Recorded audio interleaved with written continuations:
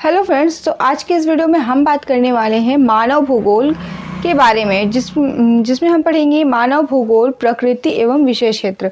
ठीक है, मानव भूगोल की परिभाषा हम देखेंगे और मानव भूगोल की प्रकृति और उसके विषय क्षेत्र के बारे में हम कुछ बातें करेंगे। ठीक है, तो जैसा कि हम सब जानते हैं, क्योंकि ये जो है ये सेमेस्टर 3 के लिए, ठीक है, मानव भूगोल जो है ये सेमेस्टर 3 के लिए है। तो जैसा कि हम सब जानते हैं, आपको मैंने पिछले वीडियो में भी बताया था कि भूगोल की दो शाखाएं होती है, एक तो भौतिक भूगोल और दूसरा होता है मानव भूगोल। भूगोल की दो शाखाएं होती हैं, भौतिक भूगोल और मानव भूगोल। इसी में भूगोल की ही एक और शाखा है मानव भूगोल, इसको आज हम पढ़ने वाले हैं। ठीक है, तो सबसे पहले तो चलिए बिना टाइम को वेस्ट किए चलिए पहले जानते हैं इसका परिचय, कुछ इंट्रोडक्शन ले लेते हैं कि मानव भूगोल क्या है। ठीक है, तो देखिए मानव भूगोल आपको नाम से ही समझ में आएगा कि हमें इसमें मानव के बारे में यानी कि मनुष्य के बारे में पढ़ना होगा।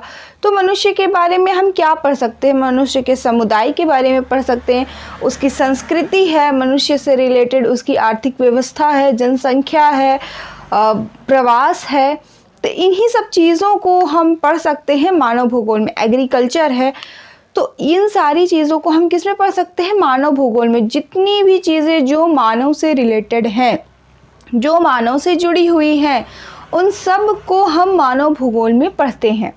ठीक है, तो मानव भूगोल वह विज्ञान है जो पृथ्वी की सतह पर मानव तथ्यों के स्थानिक वितरण का अध्ययन करता है। मानव भूगोल कैसा है? तो मानव भूगोल वह विज्ञान है जो पृथ्वी की सतह पर यानी कि पृथ्वी पर मानव तथ्यों के स्थानिक वितरण का अध्ययन करता है। मानव भूगोल मानव एवं पर्यावरण के बीच संबंधों का अध्ययन करता है, यानी कि मानव और पर्यावरण के बीच किस तरह का संबंध है उसके बारे में भी अध्ययन करता है। कौन? मानव भूगोल। मानव भूगोल भूगोल की एक शाखा है। मानव भूगोल किसकी शाखा है? तो मानव भूगोल भूगोल की एक शाखा है। मानव भूगोल के पिता कहा जाता है कार्ल रिटर, रैटजेल और ब्लाश को। ठीक है, मानव भूगोल के पिता किसे कहा जाता है? तो कार्ल रिटर, रैटजेल और ब्लाश को। ठीक है, मानव भूगोल के अंतर्गत हम पढ़ते हैं समुदाय, संस्कृति, आर्थिक यानी कि अर्थव्यवस्था के बारे में। ठीक है, या फिर हम इसी में पढ़ेंगे आर्थिक भूगोल, तो उसमें आपको सब कुछ अर्थशास्त्र, अर्थव्यवस्था से रिलेटेड आपको सब कुछ पढ़ना होगा। आदि तथा भौतिक और मानव परिधारणाओं और कैसे मानव एवं पर्यावरण एक दूसरे से प्रभावित होता है, इसका अध्ययन हम किसमें करते हैं? मानव भूगोल में करते हैं। तो देखिए एग्ज़ाम में आप जब इस तरह का चार्ट बनाते हैं तो इसमें आपको ज़्यादा मार्क्स मिलता है। ठीक है, आप लिख रहे हैं, लिखने से ज़्यादा जब एग्ज़ामिनर आपका ये चार्ट देखता है तो उससे ज़्यादा खुश होता है, क्योंकि उस टाइम पे उसे ये लगता है कि हाँ जो बच्चा है वो मेहनत कर रहा है, वो पढ़ कर आया। क्योंकि जो पढ़े हुए होते हैं वो इस तरह का चार्ट बनाते हैं। तो आप भी कोशिश करिएगा कि लिखने से ज़्यादा आप डायग्राम बनाइए, चार्ट बनाइए, क्योंकि मानव भूगोल जो ऐसा है ये सब्जेक्ट कि जिसमें आपको डायग्राम देखने को नहीं मिलेगा। डायग्राम बहुत ही कम है। ठीक है, जैसे आपको इंडिया का मैप ये सब बहुत कम है। तो जितना हो सके आप कोशिश करिए कि अगर कहीं पे चार्ट आ रहा है बनाने के लिए तो आप उसे बना दीजिए। मानव भूगोल में ये है मार्क्स उठाने का तरीका। ठीक है, तो चलिए देखते हैं। तो ह्यूमन ज्योग्राफी, तो मानव भूगोल क्या है? ब्रांच ऑफ ज्योग्राफी, किसकी? भूगोल की एक शाखा है। इसके फादर किसे कहा जाता है? कार्ल रिटर, रैटजेल और ब्लाश को। किसे? कार्ल रिटर, रैटजेल और ब्लाश को। स्टडी, इसमें किन चीज़ों की स्टडी की जाती है? तो इसमें पढ़ा जाता है सोसाइटी, समुदाय, संस्कृति, आर्थिक। ठीक है, हमारी संस्कृति क्या है, हमारा समुदाय, हमारा आर्थिक क्या है, आर्थिक व्यवस्था क्या है। ठीक है, और इसमें पढ़ा जाता है मैन प्लस एनवायरमेंटल स्पेस। इसी में हम पढ़ते हैं पीपल प्लस प्लेस, लोगों के बारे में, लोगों के स्थानों के बारे में, अधिवास के बारे में, लोगों के अधिवास के बारे में कि लोगों का अधिवास कैसा है, लोग किस तरह की जगह पर रह रहे हैं, ग्रामीण अधिवास है या शहरी अधिवास है। इन सब को हम पढ़ते हैं मानव भूगोल के अंतर्गत। और हम पढ़ते हैं कि कैसे मानव एवं पर्यावरण एक दूसरे से प्रभावित होते हैं।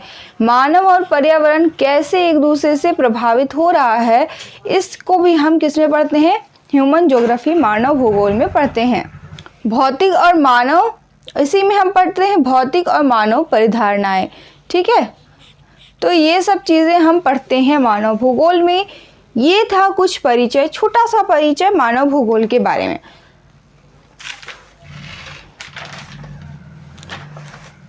अब देखिए, एक आता है मानवतावादी भूगोल के पिता जिसे कहा जाता है, वो यी फू ट्वान है।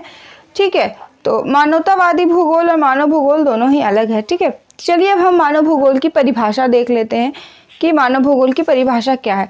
अलग अलग विद्वानों ने अपने अपने अनुसार अपनी अपनी किताबों में अलग अलग मानव भूगोल की परिभाषाएं दी है। तो आपको एग्ज़ाम में क्या करना होगा, कम से कम में भी तो आपको 3 से 4 परिभाषाएं याद होनी चाहिए। जब आपको ये क्वेश्चन आएगा, परिभाषा लिखने के लिए आएगा, तो आपको कम से कम 3 से 4 परिभाषा लिखना ही पड़ेगा। अगर आप 3 से 4 परिभाषा नहीं लिखते हैं तो वहाँ पर आपको मार्क्स नहीं मिलेगा। तो आप कोशिश करिएगा कि कम से कम में भी तो 3 से 4 परिभाषा बिल्कुल लिखें। तो देखिए, पहली परिभाषा जो है वो ई.सी. सेम्पल की है। वो क्या कहती हैं, अपने किताब, इन्होंने एक बुक लिखी थी इन्फ्लुएंसेस ऑफ ज्योग्राफिकल एनवायरनमेंट, जिसे इन्होंने लिखा था 1911 में। तो इसमें इन्होंने लिखा था मानव भूगोल के बारे में कि मानव भूगोल अस्थायी पृथ्वी और अस्थिर मानव के पारस्परिक परिवर्तनशील संबंधों का अध्ययन है। यानी कि पृथ्वी भी स्थायी नहीं है, पृथ्वी भी घूम रही है और मानव भी स्थिर नहीं है, अर्थात कि मानव भी डेवलप कर रहा है। जो मानव पहले था वो मानव अभी नहीं है। इसके बावजूद भी, इतना परिवर्तन होने के बाद भी किस तरह से मानव और भूगोल और पृथ्वी के बारे में परस्पर संबंध बने हुए हैं, इसका अध्ययन करता है मानव भूगोल। दूसरा हम देखते हैं विडाल डी ला ब्लास, जो फ्रेंच ज्योग्राफर थे। ये कौन थे? ये फ्रेंच थे। ठीक है, और ई.सी. सेम्पल जो थी वो अमेरिकन थी। तो इन्होंने अपनी book principles of human geography, इन्होंने भी 1911 में ये प्रकाशित की थी। तो इन्होंने अपनी बुक में लिखा था कि मानव भूगोल पृथ्वी एवं मनुष्य के बीच अंतर संबंधों की क्षमता का अध्ययन है। इन्होंने अपनी बुक में क्या लिखा कि मानव भूगोल पृथ्वी एवं मनुष्य के बीच अंतर संबंधों की क्षमता का अध्ययन है। उसके बाद आते हैं ई हटिंगटन। इनकी परिभाषा जो है ये काफ़ी इम्पॉर्टेंट है। ई हटिंगटन की परिभाषा आपके एग्ज़ाम के पर्पस से काफ़ी इम्पॉर्टेंट है। तो इन छोटी छोटी बातों को आपको याद रखना है। जैसे एक आपका यहाँ पर ऑब्जेक्टिव क्वेश्चन भी आ गया था कि भूगोल के पिता किसे कहा जाता है, मानव भूगोल के पिता किसे कहा जाता है। ये क्वेश्चंस अक्सर ऑब्जेक्टिव टाइप में आते हैं, अक्सर 1 मार्क्स के क्वेश्चन में आते हैं कि मानव भूगोल के पिता कौन है। ठीक है, या ये किताब किसने लिखी।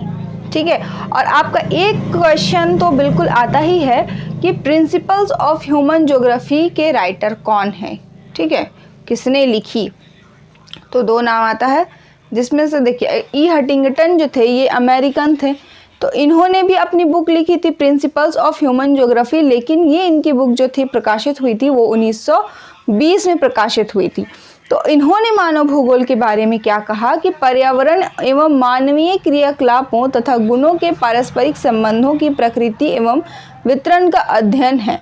पर्यावरण एवं मानव भूगोल क्या है? पर्यावरण और मानवीय क्रियाकलाप, पर्यावरण और मानवीय क्रियाकलाप जो भी मानव अपनी क्रियाएं कर रहा है तथा गुणों के बीच पारस्परिक संबंधों की प्रकृति एवं वितरण का अध्ययन है।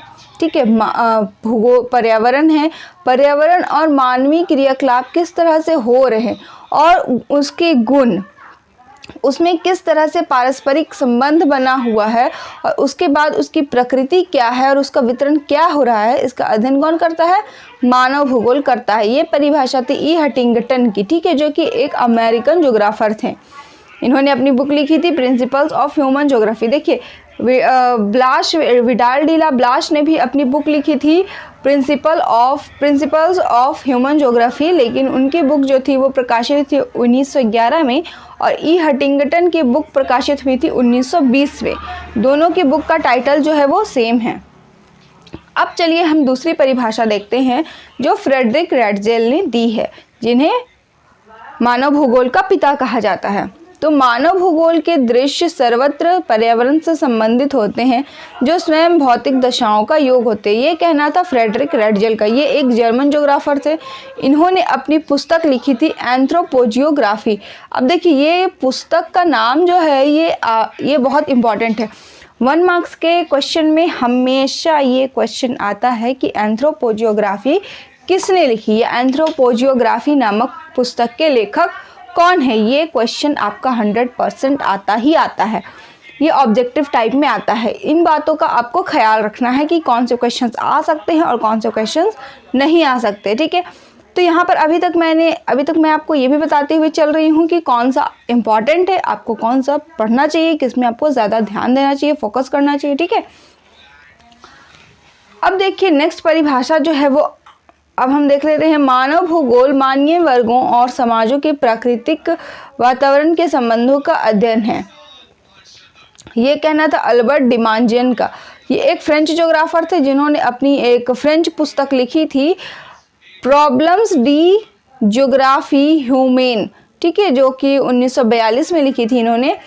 उसके बाद मानव भूगोल मानव पारिस्थितिकी है। ये कहना था हर्लन बैरोज का, ठीक है, जो कि अमेरिकन थे। इन्होंने अपनी बुक लिखी थी ज्योग्राफी एज ह्यूमन इकोलॉजी, जो कि 1923 में प्रकाशित हुई थी। अब चलिए हम देख लेते हैं मानव एवं पर्यावरण संबंध। मानव और पर्यावरण में किस प्रकार से संबंध है, किस तरह से दोनों संबंध स्थापित करते हैं मानव और पर्यावरण। तो देखिए कुछ भौतिक स्थितियाँ होती हैं और उस पर जीवन का स्वरूप होता है। भौतिक स्थितियाँ क्या होती है, पहला तो हम पृथ्वी को एक ग्लोब के आकार का मानते हैं, ठीक है। तो पृथ्वी को हम कैसा इमेजिन करते हैं, ग्लोब में इमेजिन करते हैं। और उस ग्लोब पर क्या है, भूमि की बनावट है। ग्लोब पर क्या बना हुआ है, भूमि की बनावट है। और उस भूमि में क्या है, मृदा है और खनिज है, ठीक है। उस भूमि में क्या है, मृदा है और खनिज। इसको अगर आप उल्टा भी करके देखो तो मृदा और खनिज कहाँ है, भूमि में, और भूमि की बनावट कहाँ है, तो ग्लोब पर है भूमि की बनावट। अब देखिए इस पर जीवन का स्वरूप या जीवन का रूप कैसा होता है। पहला तो इसमें पाई जाती है वनस्पतियाँ, दूसरा इसमें पाए जाते हैं जीव जंतु, और इस पर ही पाए जाते हैं मानव। तो अब आप देखिए वनस्पतियों की तो कोई भौतिक आवश्यकता नहीं होती है, जीव जंतुओं के भी भोजन और जल के अलावा कोई भौतिक आवश्यकता नहीं होती है। लेकिन हम जो मानव हैं, मानव की बहुत सारी आवश्यकताएं होती हैं और हम पढ़ रहे हैं जो कि मानव भूगोल। तो चलिए हम जानते हैं कि मानव भूगोल की क्या क्या आवश्यकताएं हैं। तो मानव की जो भौतिक आवश्यकताएं हैं, तो इसको सबसे पहले चाहिए होता है भोजन और जल। सबसे पहले मानव को जो चाहिए, सबसे पहली जो आवश्यकता है मानव की, वो है भोजन और जल। ये मिलने के बाद मानव को चाहिए वस्त्र, और वस्त्र मिलने के बाद चाहिए मानव को अधिवास, रहने के लिए इन्हें जगह चाहिए, और अधिवास के बाद चाहिए इन्हें औजार, औजार के बाद यातायात के साधन, यानी कि कुछ आने जाने के लिए इन्हें साधन चाहिए। उसके बाद इनका मुख्य व्यवसाय क्या होता है मानव का, तो शिकार करना, मत्स्य यानी कि मछली पकड़ना, पशुचारण पशुओं को चराना, कृषि, लकड़ी काटना, खनन, विनिर्माण और व्यापार, ठीक है। उसके बाद क्षमता, तो मानव की क्षमता क्या है, तो मानव को एक अच्छा सा स्वास्थ्य चाहिए। उसके बाद इसकी सांस्कृतिक प्रेरणा, जैसे कि हमारे भारत में संस्कृति चलती है, तो हर अपना अपना धर्म होता है, तो धर्म के अनुसार संस्कृति चलती है, तो हमें सांस्कृतिक प्रेरणा भी चाहिए होती है, और हमें मनोरंजन के लिए भी कुछ चाहिए होता है, तो हम मनोरंजन भी चाहते हैं। उसके बाद हमारी जो सबसे उच्च आवश्यकता आती है, तो उच्च आवश्यकता हमारी है सरकार। अब हमें जब हमें ये सब कुछ चीज़ें, ये सारी चीज़ें मिल गई हैं, तो अब हमें चाहिए सरकार। सरकार के बाद हम चाहते हैं एक अच्छी शिक्षा। उसके बाद हमें चाहिए विज्ञान। उसके बाद हम सब अपने अपने धर्म को मानते हैं, हमें चाहिए धर्म। और उसके बाद हमें चाहिए कला और साहित्य। तो ये सब जो थी मानव की प्रतिक्रियाएं थी, और इसी तरह से मानव जो है पर्यावरण को प्रभावित करता है, और इसी तरह मानव और पर्यावरण में संबंध बने हुए हैं। तो आज की वीडियो के लिए बस इतना ही। आई होप आप लोगों को ये टॉपिक जो है वो समझ में आ गया होगा। अगर कहीं पर डाउट है तो कमेंट सेक्शन में कमेंट करिए। तो आज की वीडियो के लिए बस इतना ही, मिलते हैं नेक्स्ट वीडियो में, तब तक के लिए टेक केयर।